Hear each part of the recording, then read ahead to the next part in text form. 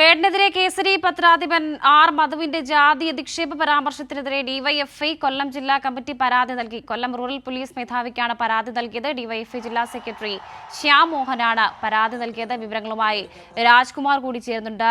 രാജ്കുമാർ, ഈ വേടന്റെ പാട്ടുകളെല്ലാം ഈ ജാതി ഭീകരത വളർത്തുന്ന പാട്ടുകളാണ്, അത് പുതുതലമുറയിൽ വിഷം കുത്തിവെക്കുന്ന രീതിയിലുള്ളതാണ് എന്നൊക്കെയായിരുന്നു ഈ പത്രാധിപരുടെ അധിക്ഷേപ പരാമർശം. അതിൽ ഇപ്പോൾ ഡിവൈഎഫ്ഐ പരാതി നൽകുമ്പോൾ ഈ പരാതിയിൽ പറയുന്ന കൂടുതൽ കാര്യങ്ങൾ എന്തൊക്കെ?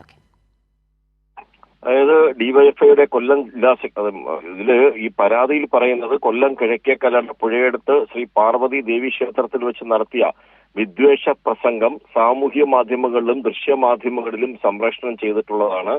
ഈ പ്രസംഗത്തിൽ റാപ്പ് ഗായകനായ വേടൻ സമൂഹത്തിൽ ജാതി ഭീകരവാദം നടത്തുന്നതായും വിഘടനവാദം പ്രോത്സാഹിപ്പിക്കുന്നതായും പറഞ്ഞു. സമൂഹത്തിൽ വിദ്വേഷം പടർത്താനുള്ള ശ്രമമാണ് നടത്തിയിട്ടുള്ളത്.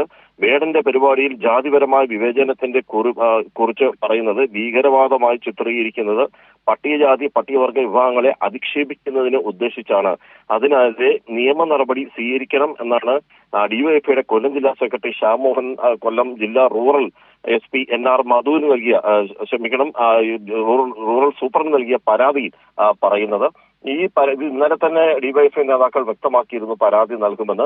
സമൂഹത്തിൽ ഭിന്നിപ്പുണ്ടാക്കുന്നതിനും ജാതീയമായും ഇതുപോലെ മതപരമായും സ്പർദ്ധയും മറ്റും വളർത്തുന്നതിന്റെ ഭാഗമായിട്ടാണ് NR മധു ബോധപൂർവം ഇങ്ങനെ ഒരു ആരോപണം അല്ലെങ്കിൽ ഇങ്ങനെ ഒരു അധിക്ഷേപം നടത്തിയത്.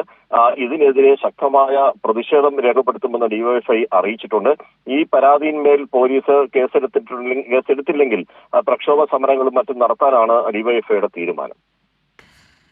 ശരി, രാജ്കുമാറാണ് വിവരങ്ങൾ നൽകിയത്.